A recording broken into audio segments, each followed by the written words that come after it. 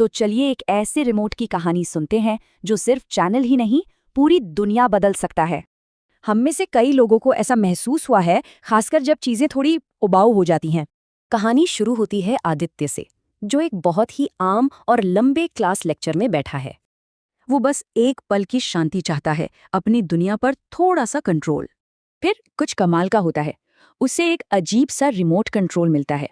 ये कोई टीवी का रिमोट नहीं था, इस पे लिखा था कंट्रोल योर वर्ल्ड, और उसने इसे आजमाने का फैसला किया। अपने टीचर की तरफ इशारा करके उसने वही बटन दबाया जिसके बारे में वो बस सोच ही रहा था, और बस एकदम सन्नाटा। ये पावर तो असली थी। अब जो आगे हुआ वो और भी दिलचस्प है। आदित्य को समझ आ गया कि उसके हाथ में जबरदस्त पावर है, और उसने कुछ मजे लेने शुरू कर दिए। उसने रिमोट के दूसरे बटन भी आजमाना शुरू कर दिए, अपने आसपास के लोगों पर। उसका दोस्त अपनी जगह पर ही जम गया, बिल्कुल बेखबर। वो लड़की तो बस एक झटके में आगे निकल गई। प्रिंसिपल बेचारे पीछे की तरफ चलने लगे, अपने ही कदम दोहराते हुए। खेल अब मजेदार हो रहा था, लेकिन पावर का इतना ज्यादा इस्तेमाल अब सिस्टम पर भारी पड़ रहा था।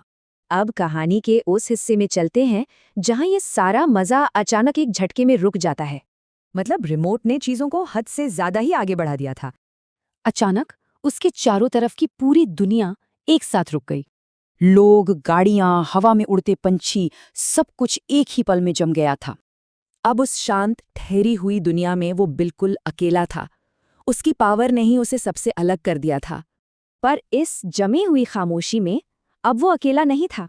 अचानक कहीं से एक और आदमी सामने आता है, जो सीधे आदित्य को देख रहा था।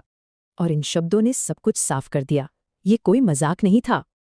अपनी थमी हुई दुनिया और उस आदमी को देखकर आदित्य को अपनी गलती का बोझ महसूस हुआ।